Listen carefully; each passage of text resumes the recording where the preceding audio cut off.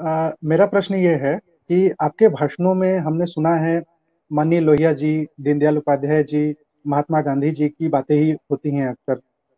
स्वाभाविक रूप से इन तीनों महापुरुषों का आपके जीवन पर बहुत ही सुखद प्रभाव रहा है।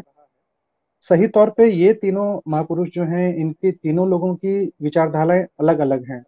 अलग अलग विचारधाराओं का प्रतिनिधित्व किया है इन्होंने। पर आप तीनों में ही समानता के बिंदु बहुत सरलता से खोज लेते हैं। इतने अलग होकर भी इन तीनों महापुरुषों के दर्शन में ऐसा क्या समानता था? जिन ढूंढा तिन पाइया गहरे पानी पैठ, जिन बौरा डूबन डरा रहा किनारे पैठ। गांधी जी का प्रिय भजन क्या था? वैष्णव जन तो तेने कहिए, पीर पराई जाने रे। पीर पराई जाने रे। अब ये पीर क्या है? पीर जिसको कहते हैं पीड़ा। और पीड़ा कई प्रकार के हैं। गांधी जी तो गाए, एक दर्शन है, आत्म आत्म आत्म वेदना है, आत्म पुकार है, आत्म करुणा है। लोहिया ने उस पीड़ा के बारे में व्याख्या की। लोहिया ने क्या कहा? पीड़ा भी कई तरह के हैं। और हमारे अध्यात्म का है आधि भौतिक, आधि दैविक, आध्यात्मिक। और रामचरितमानस में कहा है दैहिक दैविक भौतिक तापा, राम राज में काहू न व्यापा। जिसको कहते हैं आधि दैविक, आधि भौतिक और आध्यात्मिक। तो पीर पराई जाने रे, गांधी जी कहते हैं कि वैष्णव जन तेने कहिए पीर पराई जाने रे। जो दूसरे की पीड़ा है, कौन पीड़ा? दैहिक दैविक भौतिक, ये तीनों पीड़ा को जो समझने वाला हो। दैहिक पीड़ा क्या है? शरीर में। दैविक पीड़ा क्या है? जो अभी कोरोना वाली महामारी जो है, ऐसे जो महामारी है, अकाल है, दुर्भिक्ष है, महामारी है, यह है दैविक। और आध्यात्मिक आध्यात्मिक अंतर की पीड़ा क्या है? भौतिक पीड़ा है अर्थ की कमी, धन का अभाव, अर्थ का अभाव। तो ये इस लोहिया ने कहा कि ये तीन पीर, उन्होंने कहा, गांधी जी कहते थे वैष्णव जन तो तेने कहिए पीर पराई जाने रे।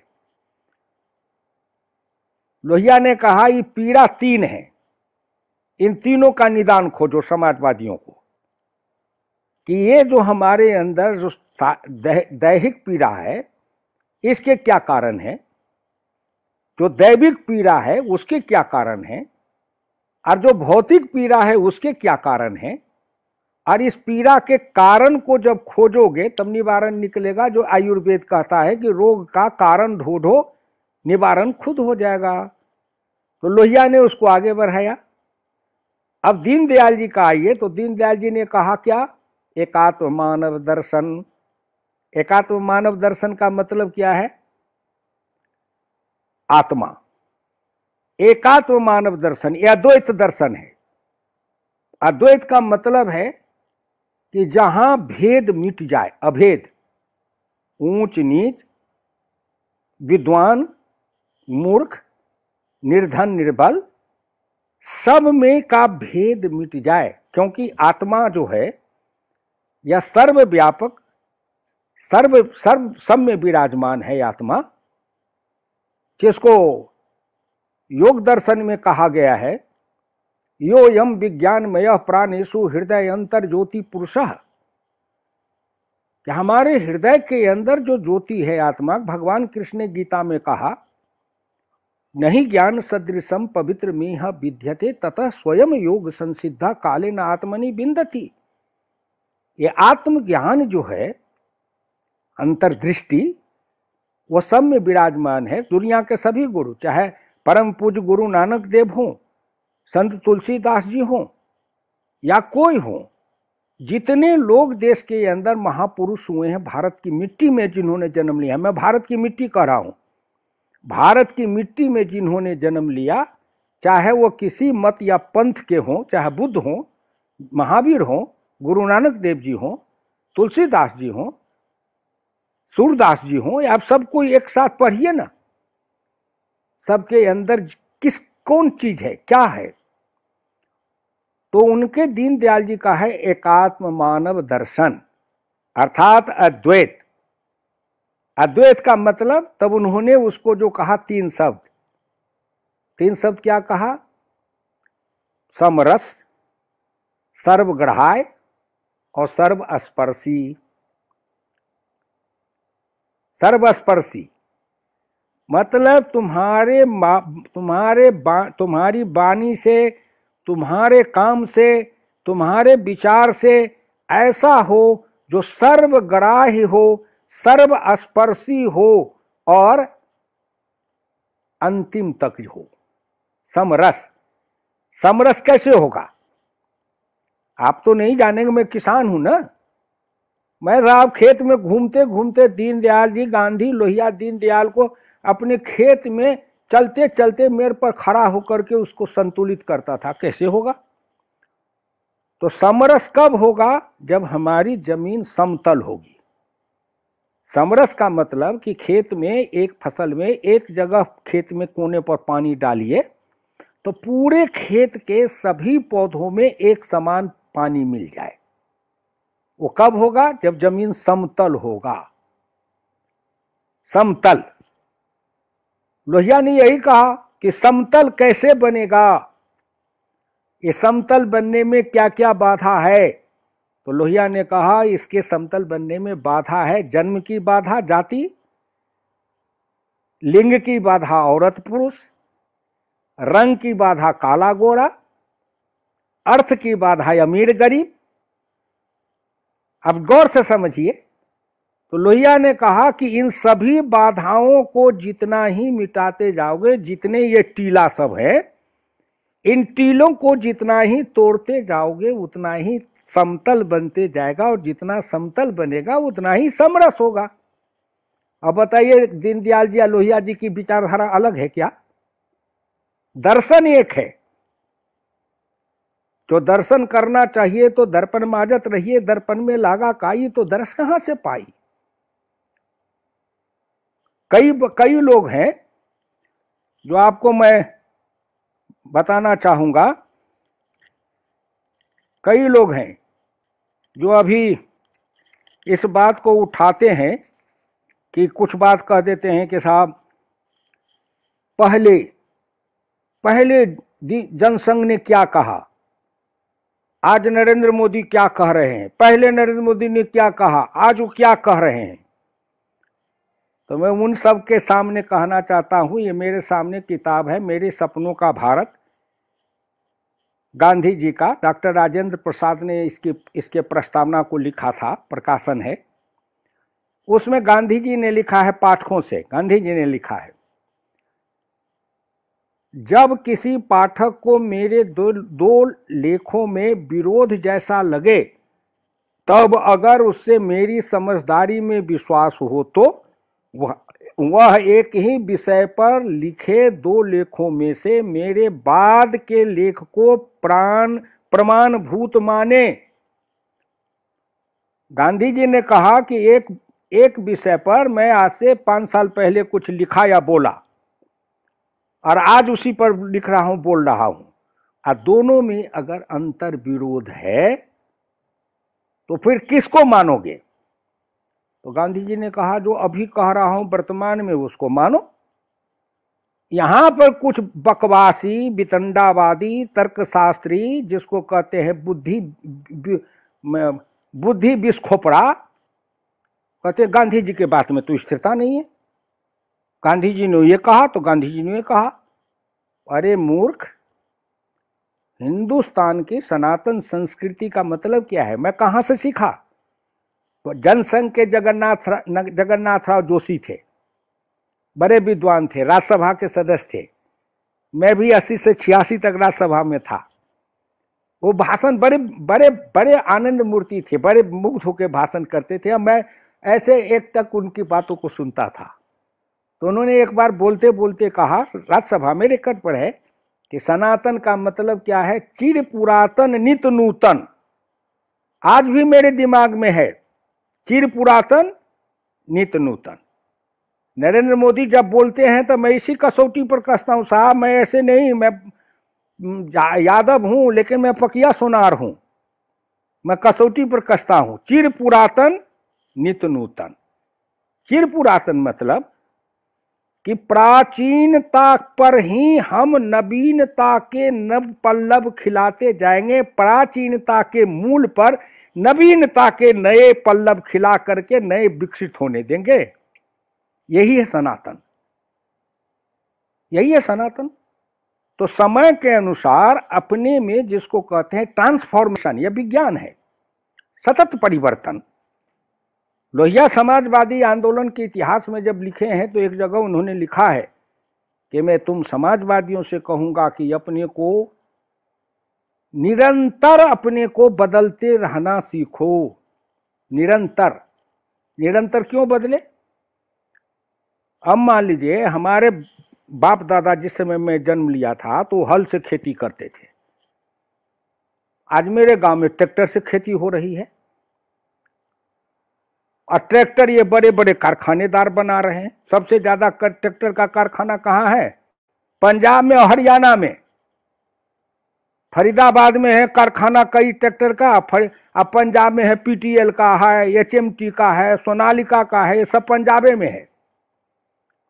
और यही पंजाब हरियाणा वाले के यहाँ सब बड़ा कारखानेदार ट्रैक्टर बनाता है, और अभी वही पूंजीपति को गाली दे रहे हैं। तो देखिए दुनिया, दुखी दुनिया देखिए ना, कहां कहां कहां समझ की बात।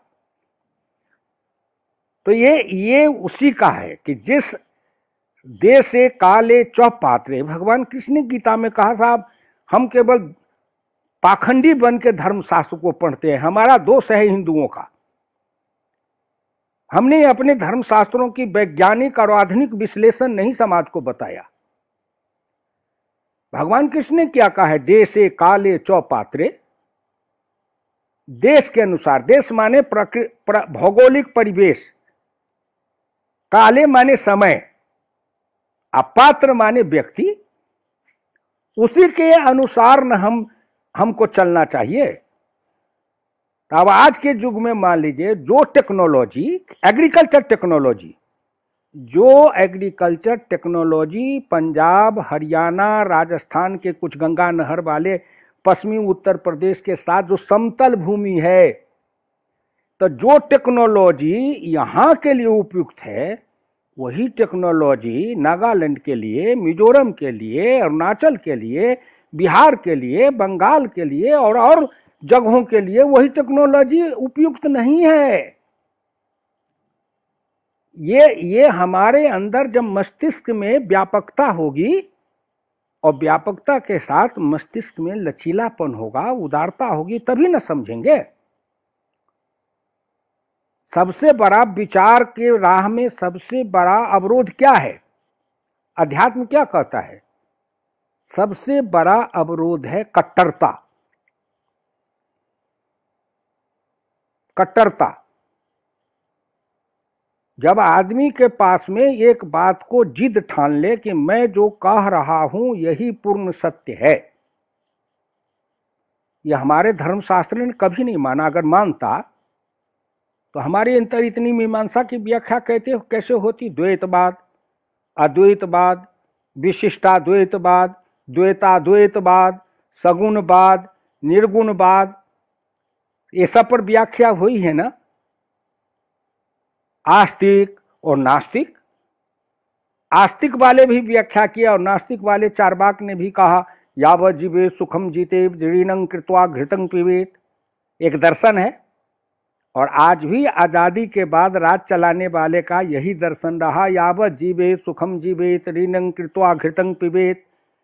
विदेशों से कर्ज लेते जाओ और खूब भोग में उड़ाओ, अपने उड़ाओ, अपने बाल बच्चों को उड़ाने दो, अपने परिवार के लोगों को उड़ाने दो, अपने चमचों को उड़ाने दो, सब मिल करके बंदर बांट करके खाओ, विदेश से ऋण लाओ और सब मिल करके घी पियो, मस्त रहो, बाकी हिंदुस्तान के लोगों को जहन्नुम में जाने दो। ये है चारबाग का दर्शन। और हमारा दर्शन क्या है जो आपने कहा दीनदयाल जी का? एकात्म मानव दर्शन, लोहिया का है समाजवाद नहीं, लोहिया का है समता समाज, गांधी का क्या है ग्राम स्वराज। अब इस सब को समन्वित, समन्वित जिसको कहते हैं समन्वय, हमारे भारतीय संस्कृति में और हमारे शास्त्र में हम समन्वयवादी रहे हैं साहब। समन्वय का मतलब है समभाव। समभाव कि दूध है तो दूध में कितनी मात्रा में चीनी देंगे जिससे कि दूध का स्वाद भी रहे और मिठास का भी स्वाद रहे, यही है समन्वय। मैं साधारण भाषा में समझता हूं कि हमारे गांव के किसान भी सुन रहे होंगे तो समझ जाएंगे। घर में महिलाएं अगर सब्जी बनाती है तो सब्जी में मसाले भी इसी अनुपात में, जिसको डॉक्टर लोहिया कहते थे मात्रा भेद, और आयुर्वेद में सबसे बड़ा है मात्रा भेद, किस औषधि को किस मात्रा में मिलाया जाए। आज भी कोरोना का जो ये बना है टीका, वो भी मात्रा भेद ही है ना, कि उसमें कौन रसायन को किस मात्रा में मिलाया जाए, मात्रा भेद। तो ये सबसे बड़ी चीज है मात्रा भेद, यही है समन्वय। तो हमारी संस्कृति रही है समन्वयवादी, मात्रा भेद, कि सबकी सुनो, सबकी सुनो, और निर्णय लेते समय ऐसा रखो कि संभव, डॉक्टर लोहिया कहते थे समता, और लोकसभा में उन्होंने कहा था कि पूर्ण समता हमारा लक्ष्य है। हमारा लक्ष्य क्या है? पूर्ण समता। लेकिन हमारा कार्यक्रम क्या है?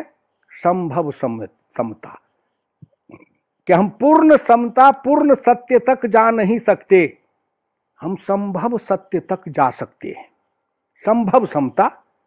तो संभव समता के लिए वो कई कार्यक्रम देते थे। आर्थिक समता के लिए देते थे 100 से कम न, 1000 से ज्यादा, समाजवाद का यही तक आ जा। और पंडित दीनदयाल जी के समय में जनसंघ का भी नारा था कि अधिकतम और न्यूनतम आय की रेखा खींची जाए, 1 और 10 का अंतर रहे। क्योंकि मैं उनके कार्यक्रम को भी सुनता था ना बड़ी दिलचस्पी से। इसीलिए फिर मैं आता हूं, डॉक्टर लोहिया ने कहा, हम समाजवादियों को कहते थे कि देखो याद रखो कि कभी 2 महापुरुषों की तुलना मत करो, क्योंकि सभी महापुरुष अलग अलग समय में, अलग अलग परिस्थिति में, अलग अलग परिवेश में जन्म लेते हैं और उसी के अनुसार वो अपनी राह खोजते हैं और राह बनाते हैं। अब राम के रास्ते पर कृष्ण को चला दीजिए, कृष्ण के जगह पर राम को ला के रख दीजिए, तो दोनों असफल हो जाएंगे। हो जाएंगे या नहीं हो जाएंगे? होंगे या नहीं होंगे? हो जाएंगे। तो राम अपनी युग में है तो राम की राह अलग है, और कृष्ण अपने युग में है, कृष्ण की राह अलग है। डॉक्टर लोहिया कहते थे राम का संघर्ष किससे है? पराये से। पराये रावण कहां? परदेसी। संस्कृति कौन रक्ष? परदेसी। राम कौन है? देसी। संस्कृति कौन है? आर्य। तो देसी सत्ता, देसी संस्कृति की स्थापना के लिए लड़ता है, परदेसी सत्ता और परदेसी संस्कृति के खिलाफ। इसको कोई बताता है कथावाचक? ये लोहिया ने पढ़ाया हमको। आज संजोग से आप कह रहे तो मैं कह रहा हूं कि लोग पढ़े इसको। इसीलिए गांधी का युग है राम, इसलिए गांधी कहते हैं रघुपति राघव राजा राम, पतित पावन सीता राम, हमारा लक्ष्य है राम राज। क्योंकि राम का युद्ध, गांधी का युद्ध है राम राज वाला। अंग्रेज परदेसी, संस्कृति परदेसी, गांधी देसी। राम लड़े थे किससे? बंदर, भालू, कोल, किरात, जंगली, आदिवासी, निर्धन, निर्बल, पिछड़ा, दलित, यही ना उनकी पलटन थी। राम के पलटन में कोई उनके कुल कुटुंब रिश्तेदार राजा कोई तो बंदूक लेके गए थे? बोलिए ना, गए थे कोई? राम को भगवान किसने बनाया? वही बनवासी ना, निर्धन, जिसको ये साम्यवादी कहते हैं सर्वहारा। उनको सर्वहारा का मार्क्स को पता भी नहीं है कि असली सर्वहारा कैसा होता है। राम के साथ कौन था? सर्वहारा। सर्वहारा का मतलब सब कुछ हार गया, तन का हारा, मन का हारा, धन का हारा, निर्धन, निर्बल, निराश, निराश्रित, उपेक्षित, उपहासित, पीड़ित, प्रताड़ित, ऐसे लोग राम के साथ लगे थे। राम को, मानव को ये निर्धन, निर्बल, गरीब, पिछड़े, दलित लोग लगे। हाँ, इनमें इतनी ताकत है कि एक साधारण इंसान एक राजा के पुत्र को भगवान बना दिया, बनाया ना। रावण से लड़ने चला गया ना, और अपना सर्वस्व दांव पर लगा दिया ना। उसके पास था क्या? और मैं समाजवादी आंदोलन में जब राम कथा सुनाता था मीटिंग में अपने गरीब भाइयों को, तो मैं कहता था, देखो ये बड़े राजा लोग थे ना, धनवान संपत्ति वाले लोग, ये इसलिए नहीं राम के साथ लड़ने गए कि कहीं राम हार जाएगा, रावण जीत जाएगा तो फिर मेरा लाइसेंस, परमिट, दुकानदारी, उद्योग धंधा, ये यूनिवर्सिटी का प्रोफेसर, वाइस चांसलर सब छिना जाएगा। इसको कहते हैं वेस्टेड इंटरेस्ट। तो राम के लिए लड़ा था देसी परदेशी का युद्ध। गांधी का युद्ध था देसी परदेशी का युद्ध। अंग्रेजी राज, मुगल राज, मुगल संस्कृति, अंग्रेजी राज, अंग्रेजी संस्कृति, गांधी का था राम राज, देसी सत्ता, देसी संस्कृति, देसी पद्धति, देसी। कृष्ण का युद्ध किससे है? अपनों से, पराये से नहीं है, अपनों से, अपने मामा से, अपने कुल कुटुंब रिश्तेदार से। ये कुरुवंश वाले तो जोधवंशी की, जो राजा जजाति के खानदान जोधवंशी ही थे ना, कृष्ण के रिश्तेदार ही थे ना। कृष्ण से, उन अपनों से। गांधी ने की लड़ाई अलग थी और कृष्ण की लड़ाई अलग थी, जटिल। और कृष्ण ने देखा कि इतने लोगों को हम समझाते समझाते थक जाएंगे, समझने वाला नहीं है। तो उस समय लोहिया ने कहा कि त्रिकालदर्शी ने यही सोचा होगा कि कितने से हम इनको समझावे, इसलिए एक साथ ही संपूर्ण सामाजिक, राजनीतिक और सत्ता को ध्वस्त कर दो, जिससे फिर नए से नया निर्माण हो। तो गांधी का युग है राम युग और नरेंद्र मोदी का युग है कृष्ण युग। नरेंद्र मोदी को किससे लड़ाई है? सब अपने ही हैं ना, देसी ही है ना, सब देसी लोग ही है ना। चाहे वो वामपंथी हो, चाहे उग्रवादी हो, चाहे देश के अंदर कोई हो, परिवारवादी हो, जातवादी हो, पूंजीवादी हो, जो भी हो, सब तो इसी देश के हैं। उन लोगों के सबके अपने परिवार हैं, जाति हैं, कुटुंब है, रिश्तेदार हैं, है ना। उनके भी तो सब है ना साहब। और इस मोह से फंसे हुए लोग भी हैं, मोह। अब यहीं पर आकर के आप जो कहा कि गांधी, लोहिया, दीनदयाल, यहीं पर आकर के कील गर जाता है कि मोह। कौन मोह? जाति का, व्यक्ति का मोह, परिवार का मोह, जाति का मोह, संप्रदाय का मोह, ये मोह है। रामचरितमानस में हम बैठते हैं, मेरी पत्नी भी, हम लोग इस पंक्ति पर खूब कभी कभी चर्चा करते हैं। मोह सकल व्याधिन के मूला।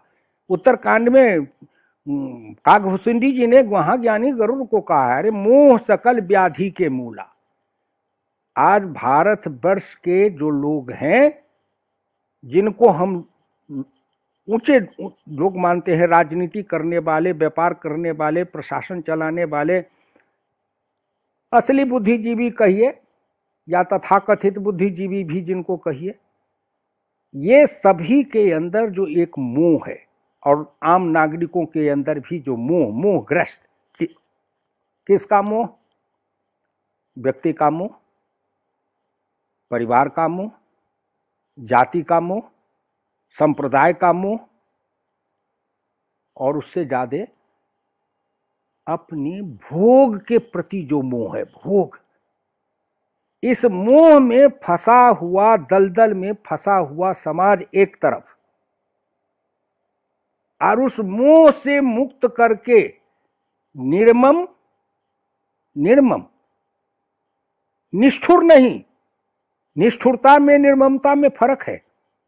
निर्ममता पूर्वक इस मोह से समाज को मुक्त करके और व्यापकता में ले चले, वही है जिसको कहते हैं राष्ट्र मोह, राष्ट्र के प्रति। कि जब तक हम राष्ट्र के प्रति समर्पित, गांधी कहते थे कि राष्ट्रीयता हमारी सर्वोच्च हमारा लक्ष्य है। दीनदयाल जी भी कहते थे, गांधी भी कहते थे।